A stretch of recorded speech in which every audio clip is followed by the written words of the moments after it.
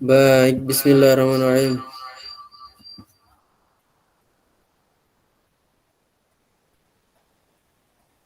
Assalamualaikum warahmatullahi wabarakatuh. Halo Pak Imam.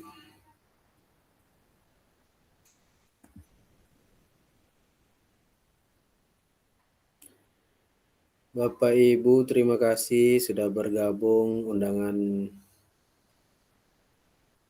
saya ya terkait dengan diseminasi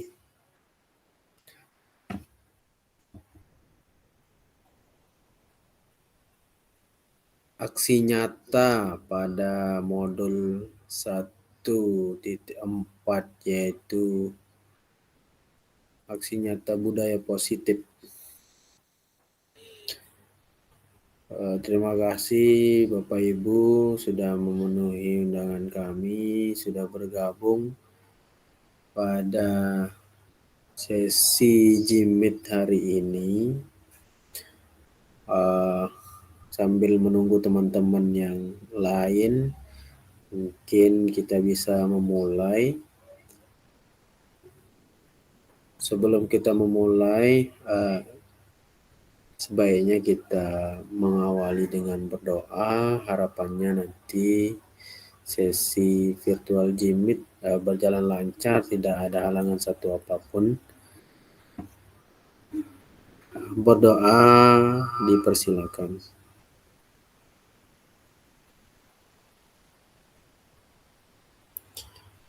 Berdoa selesai, terima kasih.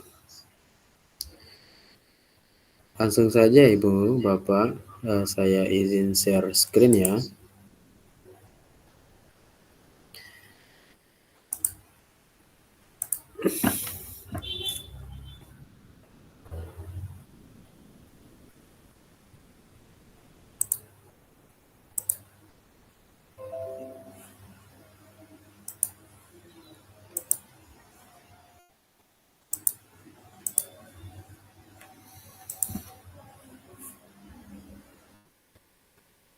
Oke, apakah sudah terlihat? Baik, Bapak Ibu, pertemuan kali ini saya ingin menyampaikan terkait dengan aksi nyata budaya positif yang beberapa waktu lalu sudah saya lakukan. Ya, kebetulan saya, mungkin Bapak Ibu yang belum tahu, saya juga sedang mengikuti program calon guru penggerak rekognisi dan program pendidikan guru penggerak angkatan ke-8.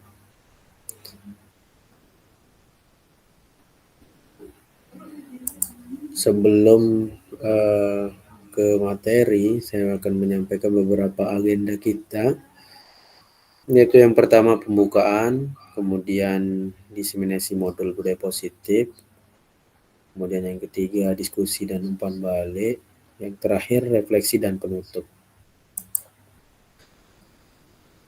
Kurang lebih pertemuan hari ini mudah-mudahan bisa cukup di 60 menit ya Bapak Ibu. Sebelum ke materi, saya ingin menampilkan terkait dengan beberapa video ya, satu video ya, untuk kita simak bersama.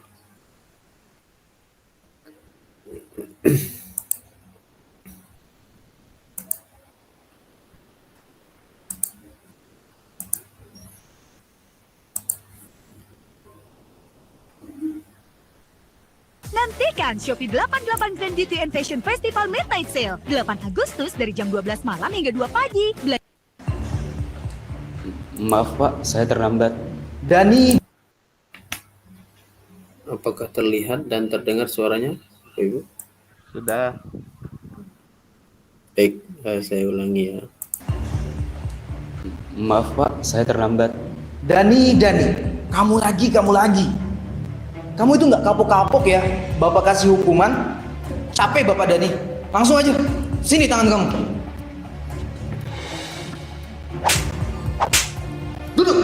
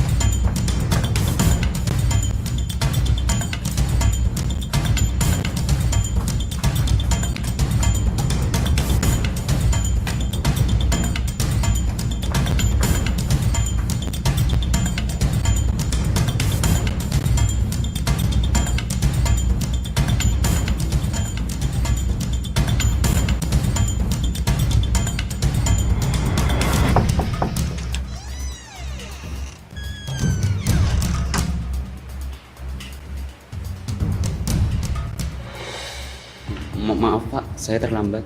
Dani. Kamu tahu nggak sekarang ini jam berapa? Jam 1 siang Pak. Dan kamu tahu kan jam Bapak itu mulainya jam berapa? Jam setengah 1 siang Pak. Kamu itu kan kelas siang ya? Kok masih bisa datangnya terlambat? Maaf Pak, sebenarnya saya... Udah, sebagai hukumannya ulurkan kedua tangan kamu. Ingat ya, yang lainnya jangan mencontoh Dani. Kalau kalian nyontoh, ada nih yang lanjutkan dia lagi, masih tahu akibatnya. Duduk. Oke, anak-anak sekalian, buka halaman 120. Silahkan kalian baca dulu itu bab 2. Bila ada yang ingin ditanyakan, langsung tanyakan kepada Bapak.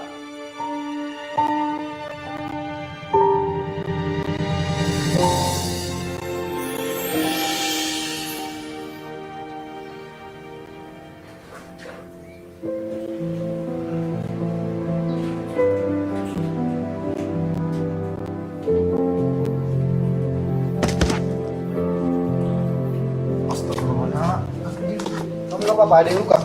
Gak ada Pak, gak apa-apa kok. Ya udah, lain kali kalau lewat sini hati-hati ya, soalnya lantainya licin. Ya Pak, terima kasih. Soalnya saya udah terlambat.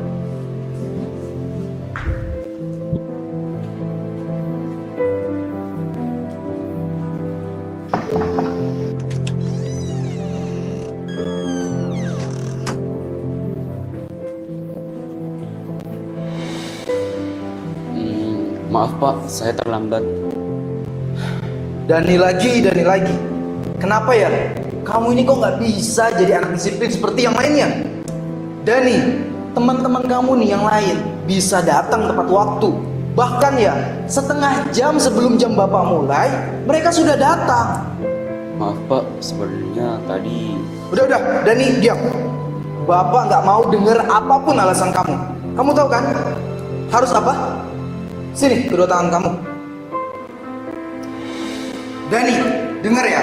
Kalau kamu masih aja datang terlambat, Bapak nggak akan segan-segan untuk selalu melakukan ini sama kamu setiap hari. Dan ini berlaku buat semuanya. Dengar ya. Duduk. Ya sudah, yang lain perhatikan kembali. Kita lanjutkan pelajaran yang sebelumnya.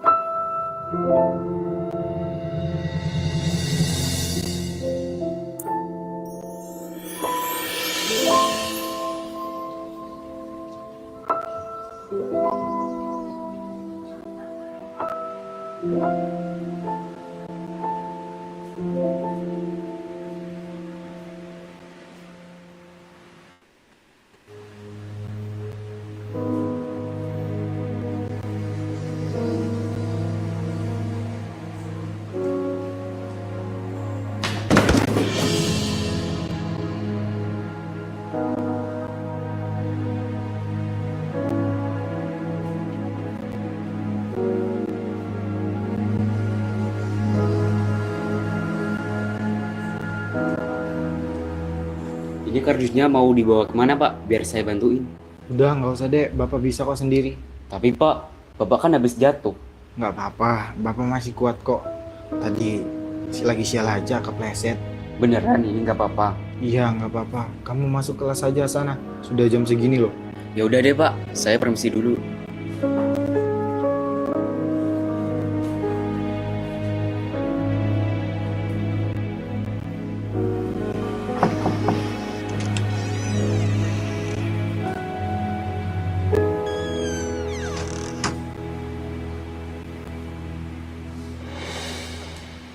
Maaf Pak, saya terlambat. Dani, kamu lagi.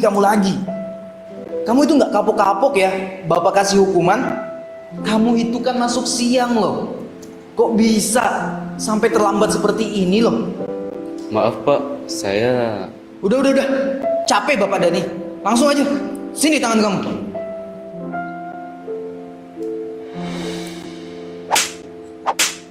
Duduk. Ingat ya anak-anak, bapak mau kalian semua tuh harus disiplin. Jangan mencontoh Dani. Datang ke sekolah seenaknya aja. Datang terlambat. Gimana mau sukses nantinya? Gak akan bisa sukses anak seperti itu ke depannya.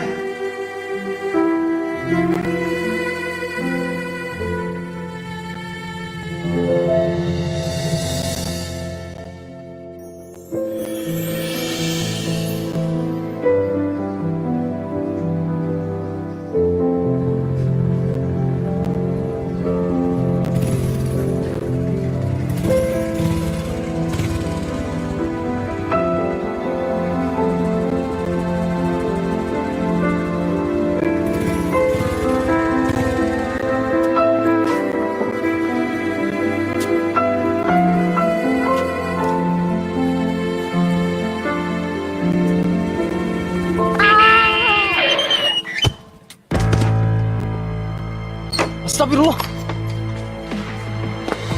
Kamu gak apa-apa nak? Bapak bawa ke rumah sakit ya? Nggak perlu Pak, saya buru-buru. Mau kemana? Biar bapak antarin. Mau pulang ke rumah Pak, sudah ditunggu kakak saya. Kalau saya terlambat pulang, kakak saya bisa terlambat sekolah. Hah? Terlambat sekolah? Saya pulang dulu Pak, Assalamualaikum. Ya udah, bapak temanin kamu pulang ya. Ayo.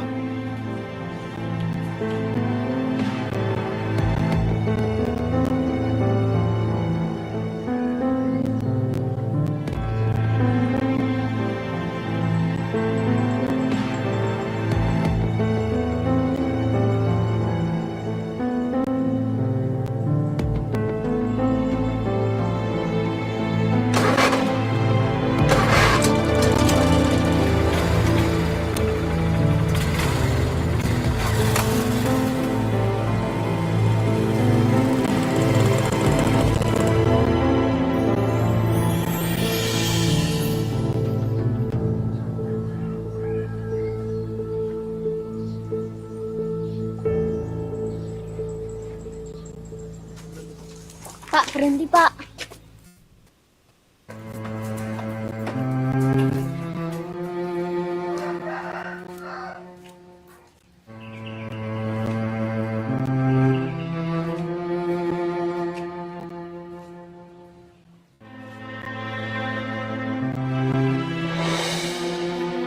Maaf ya, aku terlambat.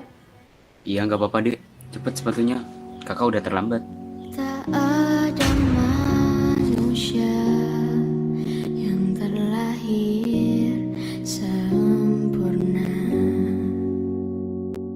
Jangan kau sesali segala yang telah terjadi.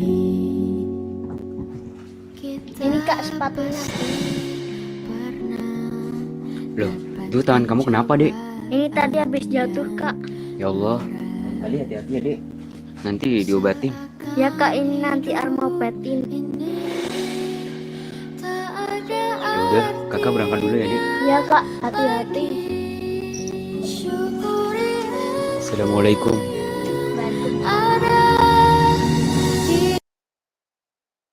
Kredivo. Bebas pilih tenornya 30 hari, 3, 6, sampai 12 bulan.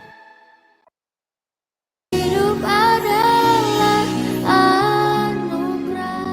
Jangan menyerah, jangan menyerah, jangan menyerah. Oh, jangan menyerah. Mari Pak. Iya deh, hati-hati. Jangan menyerah.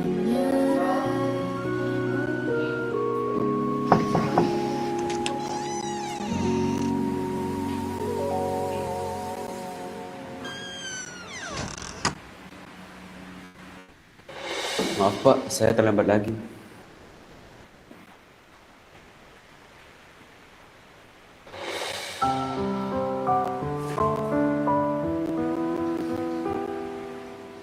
Mas Dani, maafkan Bapak ya. Karena Bapak udah berprasangka buruk sama kamu dan tidak mau mendengarkan sedikit pun penjelasan dari kamu. Syukuri apa yang ada. Hidup adalah anugerah. Tetap jalani hidup ini. Melakukan yang terbaik. Tuhan pastikan. Oh iya Mas Dani, Bapak ada sesuatu buat kamu. Tunggu bentar ya. Ini Bapak ada hadiah, mungkin tidak seberapa buat kamu. Tolong diterima ya. Apa ini Pak? Ayo, dibuka aja. Kamu lihat aja sendiri. Bapak yakin kamu pasti suka.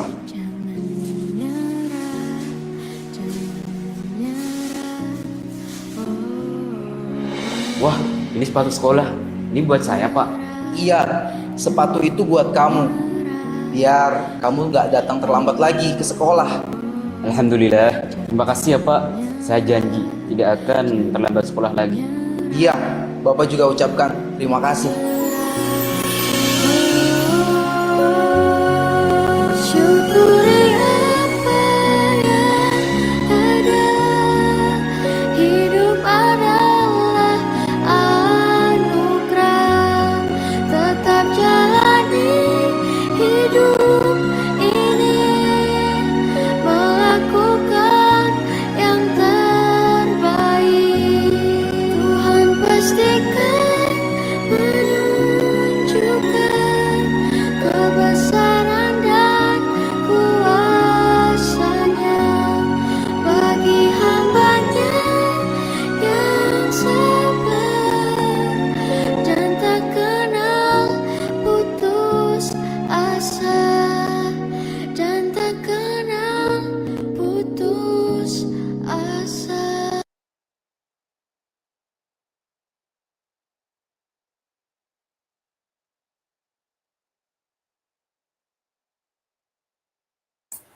Oke, Bapak Ibu, tadi sedang menyimak video tentang si anak ya yang selalu datang terlambat ke sekolah, kemudian dihukum oleh bapak gurunya ya.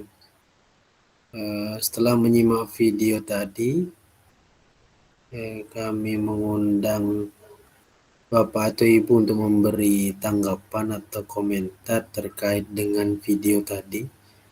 Boleh resen, boleh disampaikan langsung, kemudian atau boleh juga menuliskan di kolom chat. Silakan.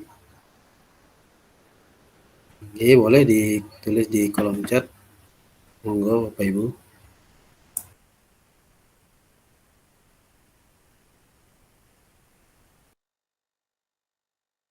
Iya, baik, di sini ada komentar dari Ibu Novi ya. Ibu Novi menyampaikan kasihan si Dani ya kena hukum karena datang terlambat karena Pak Guru tersebut belum tahu alasan si Dani terlambat. Ya, sependapat ya dengan tanggapan dari Ibu Vita ya. Jadi di video tadi bahwasannya si anak datang terlambat,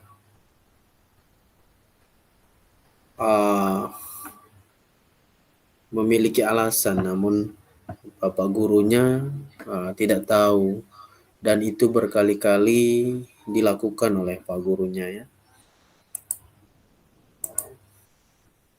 Situasi seperti ini mungkin masih sering terjadi di sekolah kita, Bapak Ibu, di lingkungan kita. Dan banyak ya, apa mungkin di antara kita juga seperti itu. Jadi contoh kasus di video tadi juga akan terkait dengan materi kita, bahwasanya si anak juga oleh gurunya perlu kita ketahui latar belakangnya, kemudian alasan di balik itu si anak memiliki kekurangan atau bahkan karakter atau tingkah laku yang sedikit berbeda mungkin dengan teman-teman yang lain, sehingga kita juga tidak menilai atau menjudge anak-anak kita itu begitu saja dari luarnya begitu. Karena kita sebagai guru ya setidaknya lebih dekat lah dengan anak-anak kita di sekolah ya. Jadi tidak semena-mena kita langsung memberikan penilaian yang buruk kepada anak-anak kita. Kasus video tadi bisa kita ambil pelajaran bahwa tunggu dulu ya, jangan, setidaknya tidak memberikan hukuman seperti tadi, dan bahkan berkali-kali apakah tidak terbersit oleh kita ada apakah dengan anak ini begitu ya. Mungkin dengan video tadi bisa memberi kita refleksi, nasihat ya Ibu Bapak ke depannya agar tidak seperti itu. Maka di sini saya akan menyampaikan berkaitan dengan materi aksi nyata budaya positif, lebih tepatnya yaitu pada nanti segitiga restitusi. Baik, saya izin tampilkan kembali slide-nya.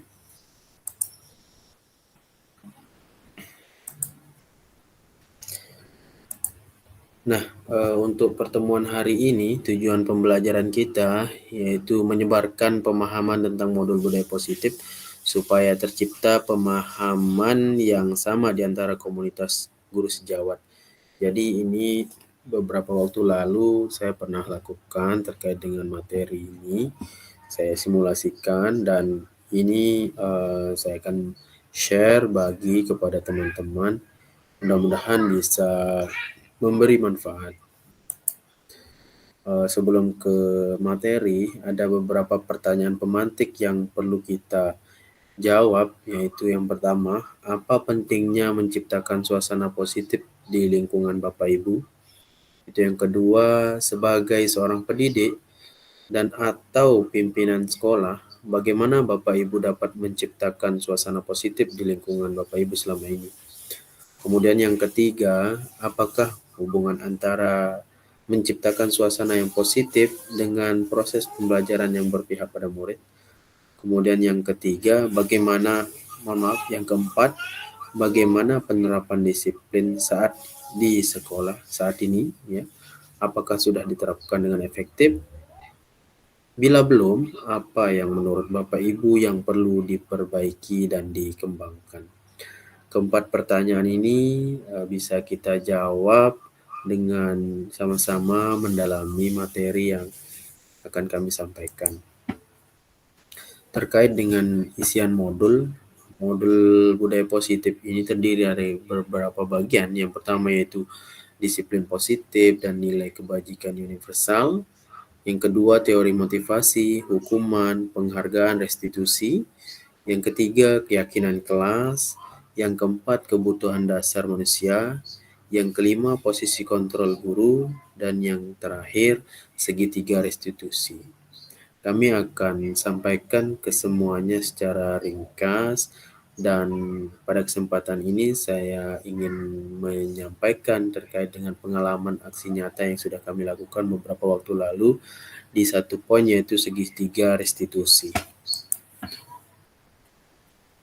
Sebelum ke situ, di sini ada pandangan dari KHD bahwa tujuan pendidikan yaitu menuntun segala kodrat yang ada pada anak-anak agar mereka dapat mencapai keselamatan dan kebahagiaan yang setinggi-tingginya, baik sebagai manusia maupun sebagai anggota masyarakat.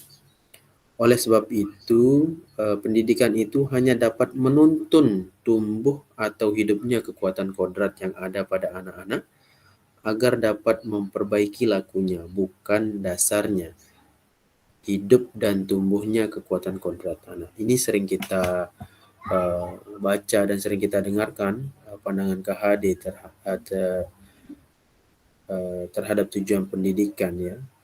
Jadi yang perlu digarisbawahi adalah menuntun tumbuh atau hidupnya kekuatan kodrat yang dimiliki oleh anak-anak. Nah, kita sendiri ya Bapak Ibu yang memegang kontrol atas kepalan tangan kita, apakah kita membuka atau menutup kepalan tangan kita, itu tergantung pada diri kita masing-masing sesuai dengan kebutuhan dasar kita saat itu. Jadi posisi kontrol kita itu tergantung pada diri kita. Kita yang lebih tahu, ya. Maka disinilah nanti poin penting sebagai guru ketika memegang peranan mengontrol atas apa yang kita ambil nanti untuk keberpihakan kepada murid. Nah, di sini ada perubahan paradigma teori kontrol atau ilusi kontrol, ya. Ada 4, ya. Ilusi kontrol yang pertama yaitu ilusi guru mengontrol murid. Itu ya, selama ini ya. Kemudian ilusi bahwa kritik dan membuat orang merasa bersalah dapat menguatkan karakter. Itu ilusi yang kedua. Kemudian ilusi yang ketiga bahwa semua penguatan positif, efektif, dan bermanfaat. Dan yang keempat, ilusi bahwa orang dewasa memiliki hak untuk memaksa. 4 ilusi ini yang menjadi pegangan kita sebagai paradigma teori kontrol yang bisa kita terapkan. Kemudian selanjutnya, perubahan paradigma stimulus respon menuju teori kontrol, ya. Stimulus respon dan menuju teori kontrol. Siapa sesungguhnya yang memiliki kontrol? Nah, pada stimulus respon, yang pertama yaitu kita mencoba mengubah orang agar berpandangan sama dengan kita. Itu pada stimulus respon. Sedangkan teori kontrolnya, kita berusaha memahami pandangan orang lain tentang dunia. Ya, jadi kebalikannya, ya. Kalau tadi stimulus responnya kita mencoba mengubah orang agar sama pandangannya dengan kita. Untuk teori kontrol itu tidak, ya. Kita yang memahami pandangan orang lain. Kemudian stimulus yang kedua, perilaku buruk dilihat sebagai suatu kesalahan. Sedangkan teori kontrolnya mengatakan semua perilaku memiliki tujuan. Iya kan? Kemudian yang ketiga, stimulus responnya, orang lain bisa mengontrol saya. Sedangkan teori kontrolnya mengatakan hanya Anda, hanya saya yang bisa mengontrol diri saya, begitu ya. Hanya Anda yang bisa mengontrol diri Anda, begitu. Jadi kebalikannya. Kemudian yang keempat, stimulus respon selama ini, ya, saya bisa mengontrol orang lain. Sedangkan teori kontrolnya, Anda tidak bisa mengontrol orang lain, ya. Kemudian selanjutnya stimulus responnya yaitu pemaksaan ada pada saat bujukan gagal. Ketika gagal, mulai membujuk, memulai menekan, begitu ya, memaksa, ya. Itu stimulus responnya. Kemudian teori kontrolnya mengatakan kolaborasi dan konsensus menciptakan pilihan-pilihan baru. Jadi di luar pemaksaan ya, memberi kolaborasi, hal kolaborasi yang harus dilakukan ya pada teori kontrol terkait dengan tadi stimulus respon yang memaksa pada saat bujukannya gagal. Kemudian yang terakhir pada stimulus respon, model berpikir menang atau kalah. Pilihannya cuma dua ya, menang atau kalah. Kalau teori kontrol, model berpikir menang-menang ya, sama menang gitu ya, sama-sama bagus gitu. Antara Anda dan saya hasilnya sama-sama baik begitu. Nah, itu Bapak Ibu perubahan paradigma dari stimulus respon ke teori kontrolnya ya. Nah, yang ingin kami sampaikan di sini juga, apa makna disiplin sebenarnya? Di sini beberapa makna ya. Yang pertama, disiplin itu berasal dari bahasa Latin, yaitu disciplina, yang artinya belajar ternyata ya. Disiplin dengan bahasa Latin itu disiplina yang artinya belajar.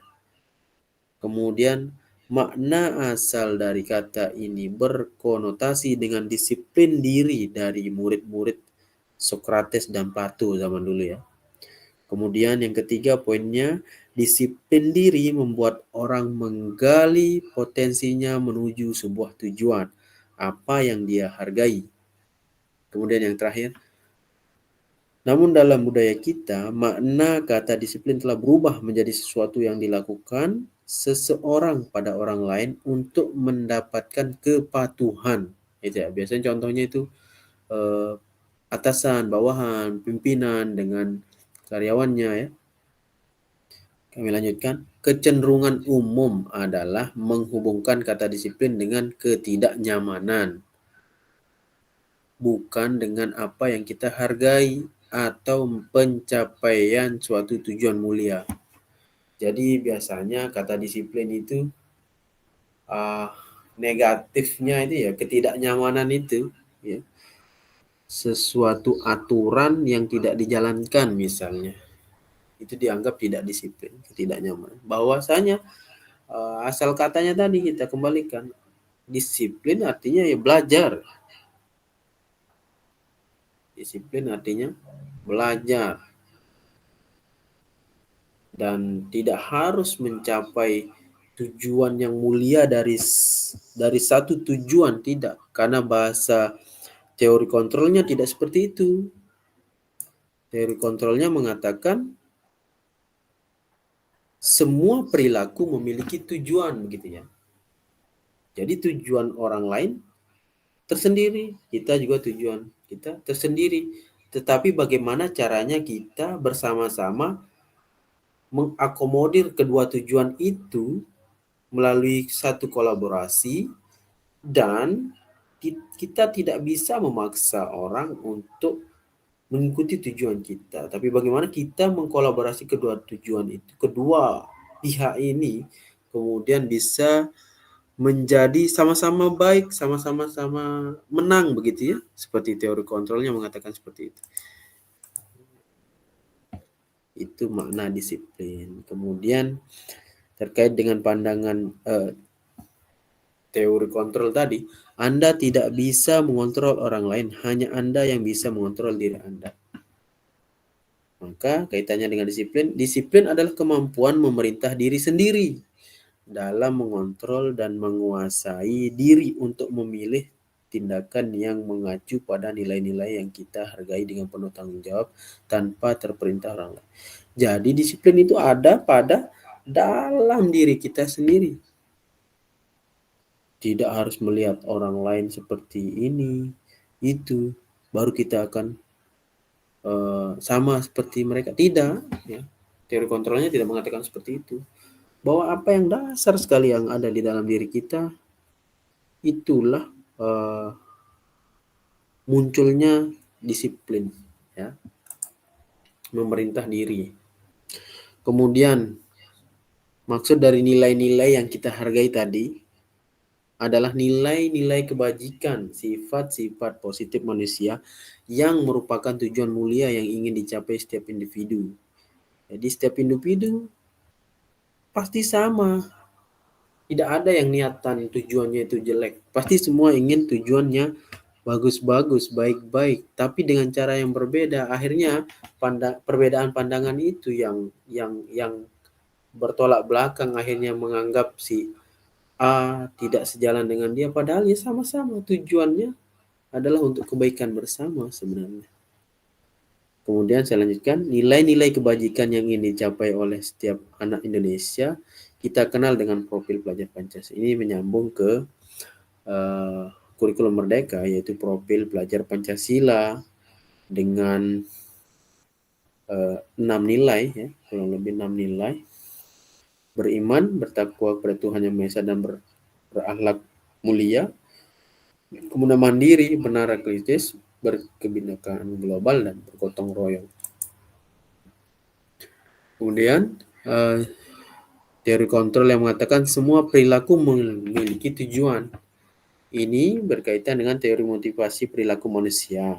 Yang pertama, untuk menghindari ketidaknyamanan atau hukuman, ya. Apa yang akan terjadi apabila saya tidak melakukannya? Ini adalah motivasi eksternal, ya. Kemudian yang kedua, untuk mendapatkan imbalan dari orang lain atau institusi, apa yang akan saya dapatkan apabila saya melakukannya? Kemudian yang ketiga, untuk menghargai diri sendiri, saya akan menjadi orang yang seperti apa bila saya melakukannya. Ini motivasi internal. Jadi, teori motivasi perilaku manusia biasanya ada di 3 poin di situ, dan itu muncul dari eksternal dan internal, biasanya seperti itu. Dan kebutuhan kita berbeda, itu kata teori kontrol kan. Kita berusaha memahami pandangan orang lain tentang dunia, setiap orang memiliki gambaran berbeda. Dan manusia memiliki kebutuhan dasar masing-masing. Setidaknya cinta kasih diterima, ya, penguasaan, kemudian kebebasan, kesenangan. Nah, terkait dengan 5 posisi kontrol guru, ya, ini menyambung ke teori kontrol yang terakhir tadi, model berpikir menang-menangan dan kolaborasi, konsensus menciptakan pilihan-pilihan baru. Yaitu ada 5 posisi kontrol guru. Pertama, penghukum, ya, membuat merasa bersalah, teman, pemantau, manajer. Nah, 5 posisi kontrol ini jika kita jabarkan dalam tabel lebih konkret, ya, yaitu pada saat guru berbuat, guru berkata, hasil, ya. Kemudian kaitan dengan dunia berkualitas, murid berkata, dampak pada murid, identitas gagal, identitas berhasil, identitas sukses, ya. Terkait dengan 5 posisi tadi, penghukum, pembuat merasa bersalah, teman, pemantau, dan manajer. Guru berbuat, menghardik, menunjuk-nunjuk, menyakiti, menyindir. Nah, ini kontrol dari luar ini. Gagal ini. Yang gagal lagi apa? Membuat merasa bersalah, berceramah dan mengatakan seharusnya, tanda kutip, ya, ibu kecewa. Nah, begitu ya. Pernyataan seperti itu adalah kontrol dari luar, ya, identitas gagal itu. Ya. Kemudian dalam segi perbuatan, ya. Kemudian dalam perkataan, kalau kamu tidak melakukannya, awas ya, rasakan. Itu identitas gagal itu. Kemudian pada saat pembuat merasa bersalah, kamu sudah tahu, ibu lelah sekali mengatakannya, ibu stres, seperti itu. Dan seterusnya Bapak Ibu. Di sini ada beberapa pernyataan-pernyataan dan siapa yang mengatakan ya terkait dengan posisi kontrol tadi. Contoh misalnya kita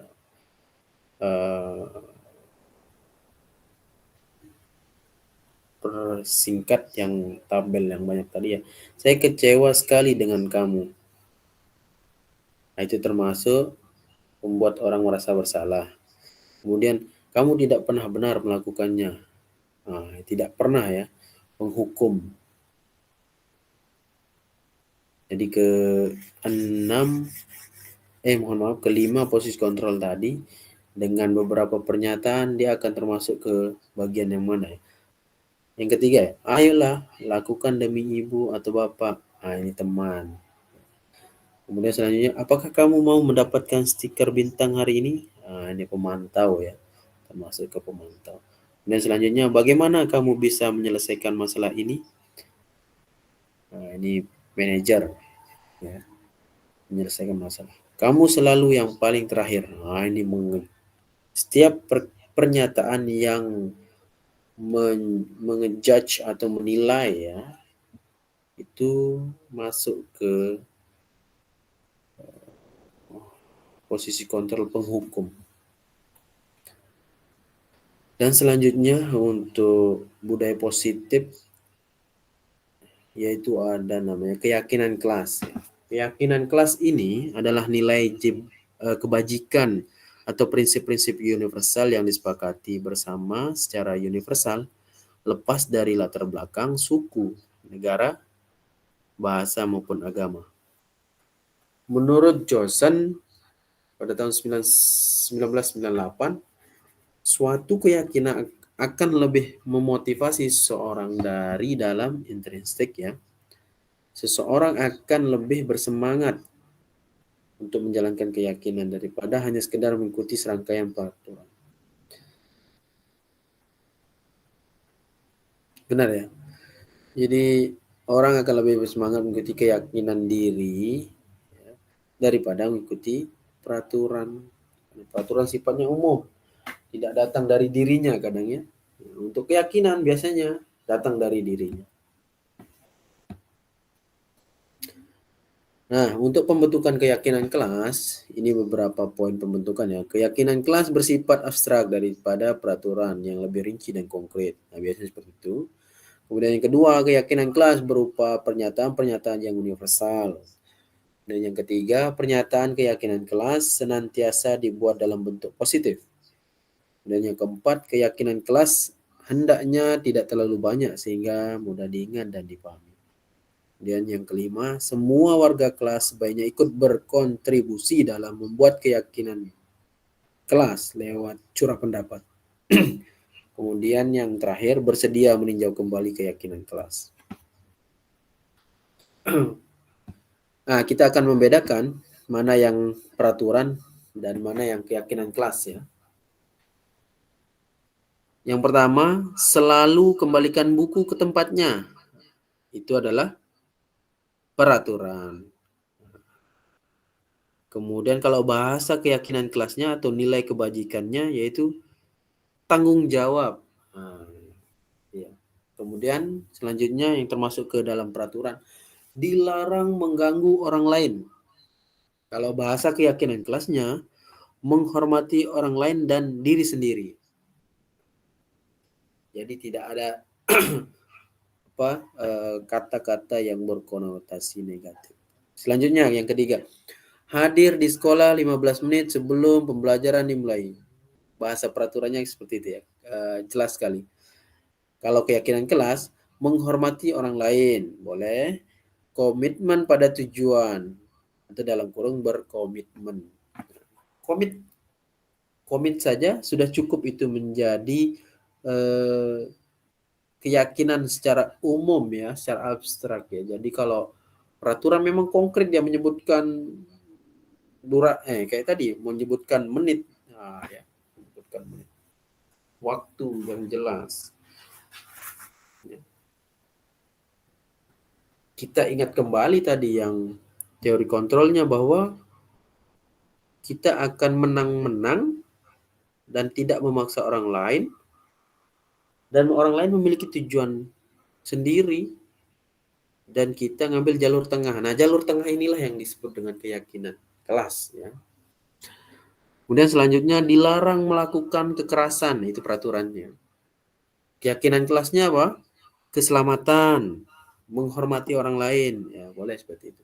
Kemudian peraturannya lagi dilarang menggunakan narkoba.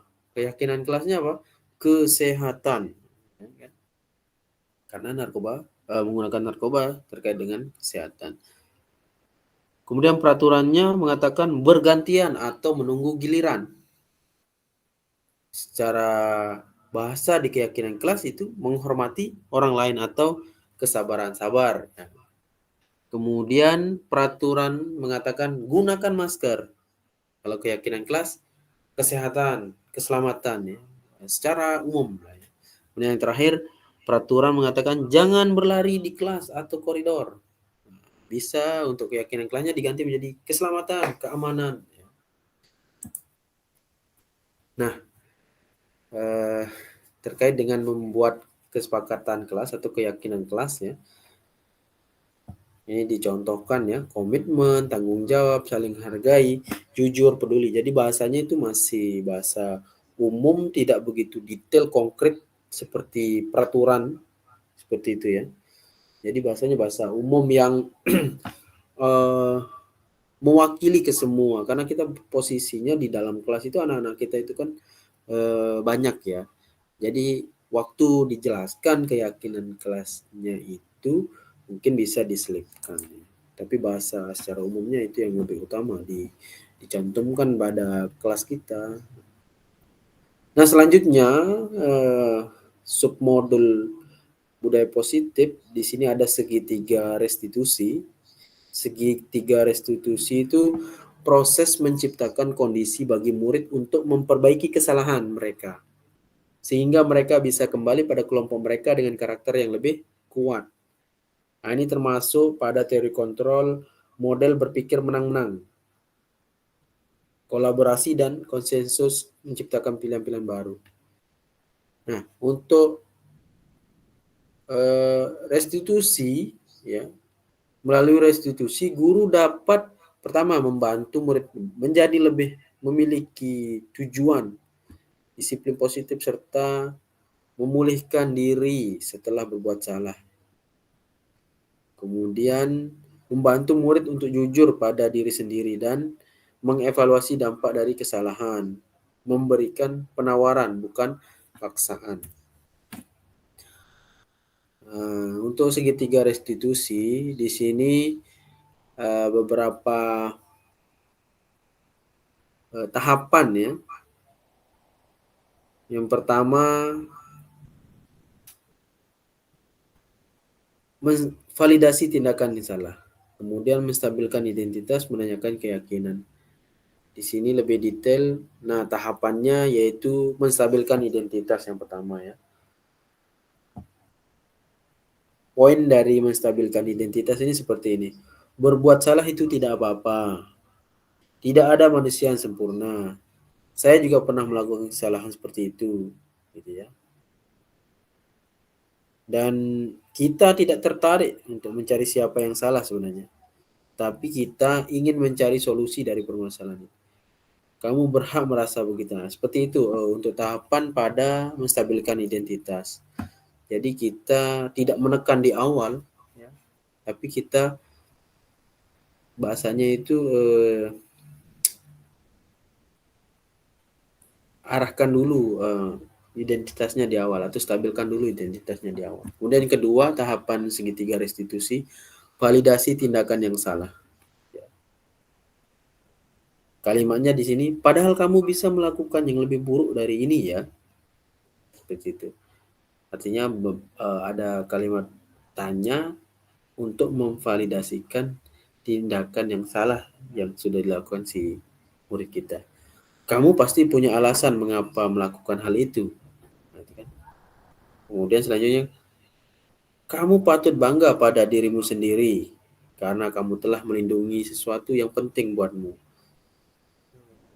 Kadang kita menyampaikan seperti itu ketika kasus anak itu memang melakukan hal yang menurut kita salah, tapi dia melakukan hal itu karena untuk kebaikan orang, untuk kebaikan temannya, untuk kebaikan sekitarnya, sekelilingnya, tapi kita sebagai guru itu tidak tahu. Ya, seperti itu. Kemudian tahapan yang ketiga, menanyakan keyakinan kelasnya tadi, keyakinan dirinya ya. Apa yang kita percaya sebagai kelas atau apa nilai-nilai umum yang kita telah sepakati ya. Kita kembalikan ke nilai yang sudah kita sepakati bersama. Apa bayangan kita tentang kelas yang ideal? Nah, itu kita tanyakan lagi ke anak kita ya. Kamu mau jadi orang yang seperti apa? Nah, itu kembalikan pikirannya, kembalikan keyakinannya ke arah yang awal dulu. Terkait dengan tahapan restitusi, beberapa waktu lalu pernah saya mencoba untuk melakukan simulasi mengikuti persis dengan teori ini, yaitu 3 tahapan dari segitiga restitusi, yaitu menstabilkan identitas, validasi tindakan yang salah, dan menanyakan keyakinannya. Di sini saya sudah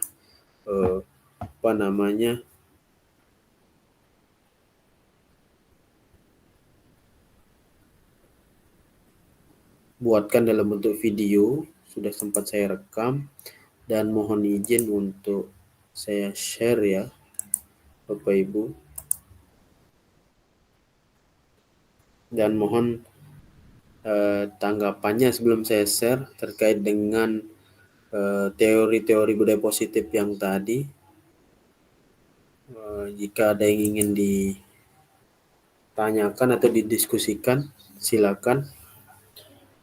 Boleh diangkat tangannya atau Bapak Ibu bisa raise hand atau Bapak Ibu bisa menuliskan di kolom chat.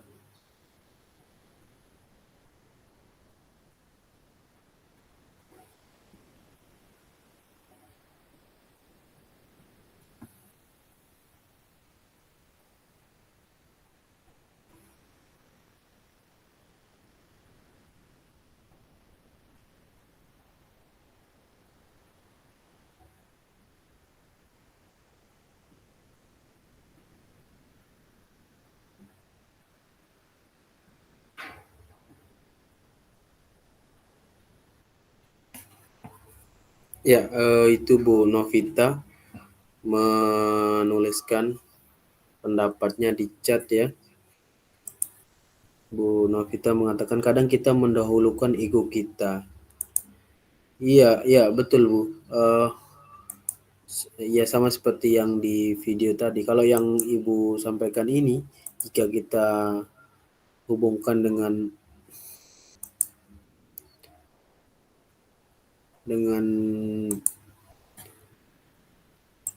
teorinya ya, dia masuk ke sini. Nah ini,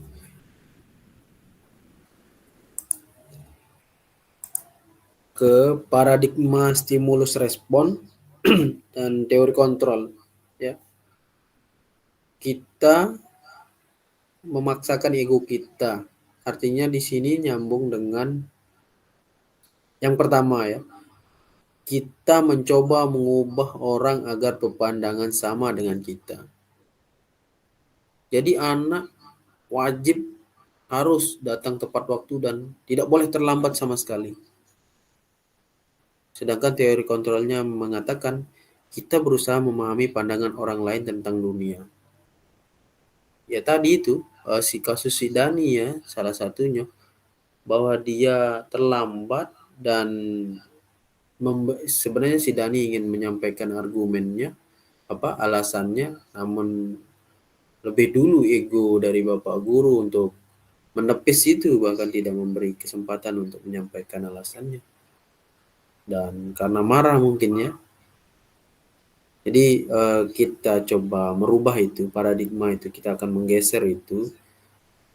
contohnya yang di sini ya, yang bagian stimulus respon ini. Jadi 6 poin yang di stimulus respon akan kita geser menjadi teori kontrol yang 6 juga, dan itu akan coba kita tanamkan terus, latih terus, mulai dari cara berpikir kita sampai ke aksi kita atau perilaku sikap kita ke anak-anak ya. Ya, sepakat Bu Novita. Pendapatnya tentang ego guru ya, lebih daripada segalanya.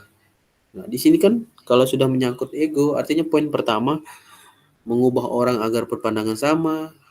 Kemudian kita melihat perilaku buruk itu menjadi kesalahan jadinya ya. Karena ego kita merasa diri kita yang paling benar. Tujuan kita lah yang paling mulia. Ya. Orang lain bisa mengontrol saya, ini tidak termasuk. Saya bisa mengontrol orang lain. Nah, itu ego kita ya. Pemaksaan ada pada saat, nah ini kan. Jadi ketika dia tidak berhasil untuk mendisiplinkan bahasanya tadi ya, agar tidak terlambat lagi, dia harus memaksa ya dengan cara apa? Dengan kata memberi kata-kata yang agak keras, kemudian memberi hukuman seperti tadi, memukul, ya. Berpikir menang atau kalah, dua pilihannya, menang atau kalah. Kenapa begitu? Artinya karena ada yang merasa ditekan dan ada yang menekan.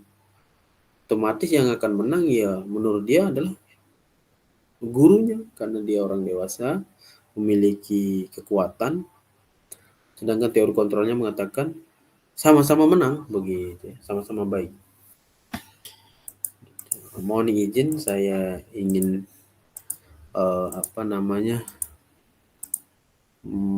menayangkan satu video simulasi segitiga restitusi pada contoh kasus di kelas.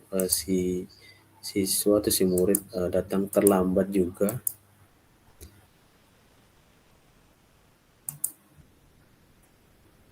Saya izin share video.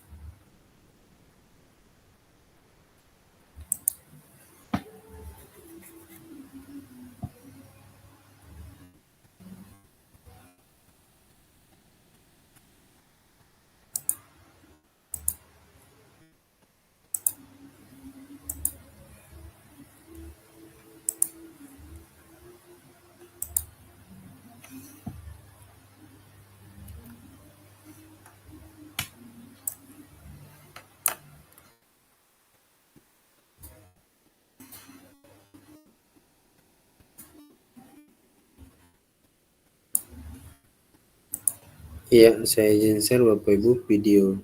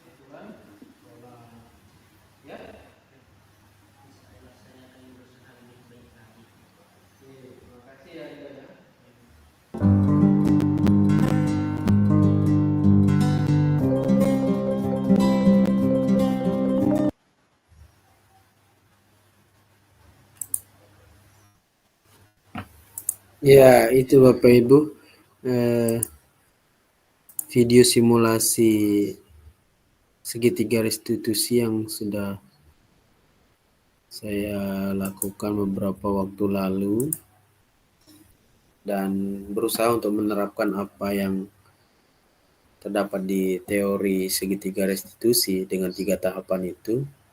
Artinya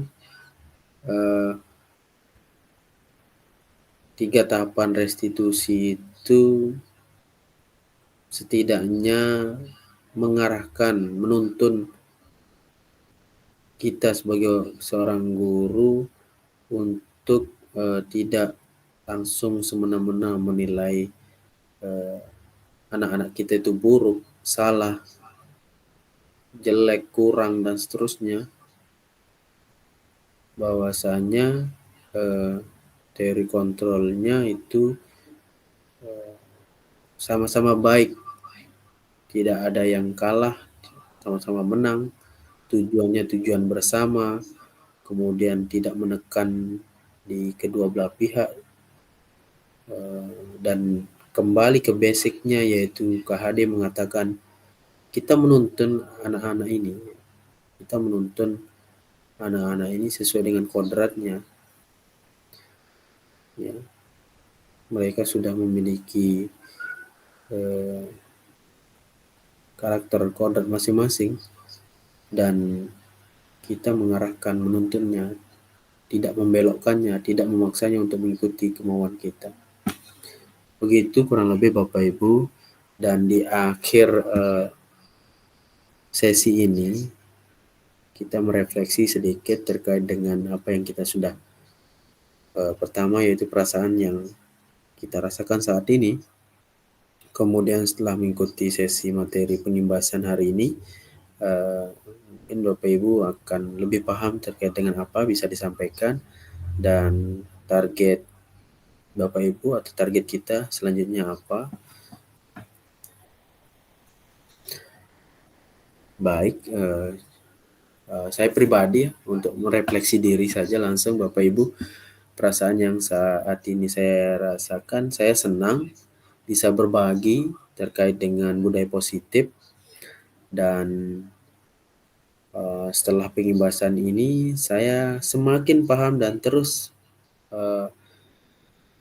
mendalami terkait budaya positif, karena memang selama ini kita masih jauh ya, masih kekurangan dalam penerapan budaya positif, masih sering memberi hukuman, masih menilai keburukan anak-anak kita, masih sesama guru biasanya di ruang guru curhat ya, lelah lah, kemudian capek, dan kadang curhatan kita kepada teman-teman guru di ruangan guru itu, anak ini kok begini sampai endingnya seakan-akan kita tahu anak itu luar dalam ya, padahal kita tidak tahu, belum ada tindakan untuk cross check, mencari tahu, bertanya kepada temannya yang lain atau yang seperti apa ya. Jadi ada ya memang di antara kita itu tiba-tiba saja bilang, anak itu bermasalah, anak itu begini begitu. Nah, masalahnya itu adalah kita tidak tahu masalah sebenarnya, seperti itu. Jadi mudah-mudahan dari pengimbasan ini kita semakin ada pandangan berbeda, cara berpikir yang lebih dari sebelumnya begitu. Dan kita bisa menerapkan. Nah, itu termasuk dari target kita selanjutnya, itu kita bisa menerapkan budaya positif di lingkungan kita, di sekolah kita, di kelas kita khususnya. Jadi tugas menuntun kita memang benar-benar menuntun kodrat si anak, semua anak dengan berbagai macam karakter, berbagai macam latar belakang ya. Kita memfasilitasi anak dan oke, kita kalah banyak, tapi itulah tantangan bagi kita sebagai seorang guru. Ya begitu Bapak Ibu, refleksi dari saya karena waktu juga yang ternyata sudah 60 menitan. Jadi terima kasih atas bergabungnya Bapak Ibu di sesi virtual ini di undangan kami. Mudah-mudahan bisa bermanfaat dan kita bisa bertemu lagi di sesi-sesi berbagi selanjutnya. Ini tidak lain untuk kebaikan kita bersama, untuk kebaikan sekolah kita, kebaikan anak-anak kita yang terutama, yaitu kita memfasilitasi mereka pembelajaran yang berpihak kepada murid. Ya. Mudah-mudahan itu semua menjadi hal yang baik, menjadi terhitung sebagai ibadah kita, ya. Kita selalu beri kekuatan, kesabaran. Di akhir sesi ini, mohon izin kita tutup dengan sama-sama berdoa kembali. Mudah-mudahan apa yang kita dapatkan hari ini bermanfaat dan bisa memberi kebaikan. Berdoa disilahkan. Berdoa selesai. Terima kasih Bapak Ibu. Kami tutup. Kurang lebihnya mohon maaf. Wabillahi taufiq wal hidayah. Assalamualaikum warahmatullahi wabarakatuh. Sampai jumpa lagi. Salam sehat semua. Terima kasih Pak Imam. Ya, Mi. Ini dia.